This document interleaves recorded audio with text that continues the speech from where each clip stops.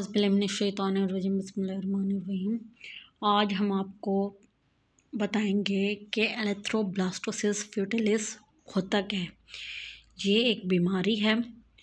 इस बीमारी में मैं पहले बताऊंगी कि ये होती क्यों है और किससे होती है, और फिर मैं बताऊंगी इसके सिम्टम्स, और फिर मैं बताऊंगी कि इस बीमारी में बच्चे की डेथ होती कैसे है। तो पहले तो मैं बताती हूँ इसके सिम्टम्स ये हैं। जिस बच्चे को ये बीमारी होती है तो क्या तो वो मीन्स माँ के पेट में ही मर जाता है। अगर वहाँ नहीं मरता तो जब वो पैदा होता है जब मर जाता है। अगर जब भी नहीं मरता तो वो मीन्स बहुत मुश्किल से ज़िंदा रहता है, और उसके जो जिगर होता है वो बड़ा हो जाता है, स्प्लीन बड़ी हो जाती है, और जॉन्डिस हो जाता है, और एनीमिक होता है वो बच्चा। अब ये तो हैं इसके सिम्टम्स। बाकी इसकी मीन्स वजह क्या है, मीन्स किन पेरेंट्स को होती है, उन्हें होती है। अगर एक पेरेंट है मीन्स एक मदर है नेगेटिव ब्लड ग्रुप की, मीन्स RH नेगेटिव है, और दूसरी है फादर है उसका RH पॉजिटिव, तो उन पेरेंट्स में ये डिज़ीज़ हो सकती है। लेकिन अगर दोनों पेरेंट्स हैं RH positive means mother and father, फिर ये डिज़ीज़ होगी नहीं। अगर दोनों हैं RH नेगेटिव फिर भी ये डिज़ीज़ नहीं होगी। सही है। अब इस डिज़ीज़ में होता क्या है कि होता ये है कि किसी को एक बेबी हो जाता है, उसके बाद बेबी अगर वो प्रेग्नेंट होती है तो उसे बेबी नहीं होता। अब उसे बेबी नहीं होता क्योंकि उसकी डेथ हो जाती है, जो मैंने बताया कैसे डेथ होती है, तीन चीज़ बताई मैंने। अब बात यह है डिज़ीज़ होता क्यों है। ये डिज़ीज़ ऐसे होता है कि ज़ाहिरी बात है अगर मदर नेगेटिव है और फादर पॉजिटिव है तो ज़ाहिरी बात है डोमिनेंट चीज़ ही एक्सप्रेस होगी, तो जो बेबी होगा वो RH पॉजिटिव होगा।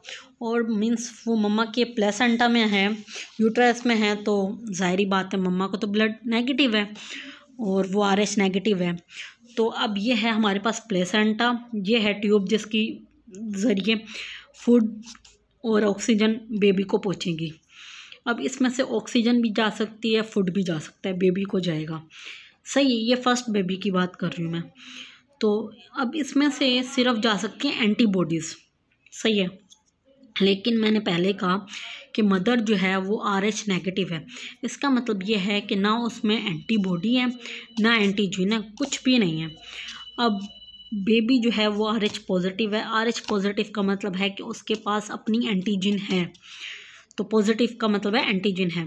तो वो जो एंटीजन है वो मीन्स जैसे ही बेबी पैदा होगा तो मीन्स पहले बच्चे को कोई नुकसानात नहीं है। जैसे ही बेबी पैदा होगा डिलीवरी के टाइम उसका कुछ ब्लड निकलेगा, तो ब्लड जो निकलेगा वो प्लेसेंटा में ही रहेगा। सही है, तो जो जाएगा, तो मैंने आपको पहले बताया कि एंटीजन है। और एक और बात मैं बताना भूल गई, एंटीजन रिएक्शन नहीं करती, एंटीबॉडी भी रिएक्शन नहीं करते। रिएक्शन कब होता है, जब एंटीजन एंटीबॉडी से मिलेगी जब रिएक्शन होगा। तो इस जगह है एंटीजन, तो जैसे ही बच्चा पैदा हो गया तो एंटीजन इधर आ जाएगी, मीन्स माँ के प्लेसेंटा में आ जाएगी। तो उसके बाद क्या होगा, मीन्स जो मम्मा का है मैंने बताया इस जगह कोई एंटीबॉडीज़ नहीं है। लेकिन ज़ाहिरी बात है जब मम्मा के बेबी से एंटीजन आएंगे तो वो स्टिमुलस देंगी मम्मा के प्लेसेंटा को, मीन्स मम्मा के ब्लड को, तो उस जगह वो एंटीबॉडी उसके अगेंस्ट पैदा हो जाएंगी। तो वो मम्मा को कुछ नहीं कर सकती। क्यों नहीं कर सकती, भी मम्मा में ज़्यादा ब्लड है और ज़ाहिरी बात है वो मैच्योर है तो उसमें कोई डेंजरस का सीन नहीं है। लेकिन जब वो दोबारा प्रेग्नेंट होगी तो उसमें क्या होगा, इधर जो है तो अब मीन्स इस जगह जो स्टिमुलस होगा, वो जो एंटीजन है वो स्टिमुलस करेंगी कि माँ में एंटीबॉडीज़ पैदा हो, और एंटीबॉडीज़ फिर सेकंड बेबी को मीन्स उसके ज़रिए इधर जाएंगी और इधर जाके वो इस बेबी को नुकसानात पहुँचाएगी, और जब वो नुकसान पहुँचाएगी तो बेबी मर जाएगा। तो इसका एक ट्रीटमेंट है कि इस डिज़ीज़ का एंटी सीरम यूज़ करो। और एंटी सीरम क्या होती है, मीन्स जैसे कि ब्लड होता है, ब्लड में होमोग्लोबिन होता है, तो अगर हम होमोग्लोबिन को निकाल दें तो वो सिर्फ प्लाज्मा बच जाएगा। तो प्लाज्मा में एंटीबॉडीज़ मिला के तो उसे कहते हैं एंटी सीरम। ये इसका ट्रीटमेंट है जो 3 दफ़ा लगाना पड़ता है, मीन्स पहले ट्राइमेस्टर में, सेकंड ट्राइमेस्टर में और थर्ड ट्राइमेस्टर में, फिर ये डिज़ीज़ ख़त्म हो जाएगी। Thank you.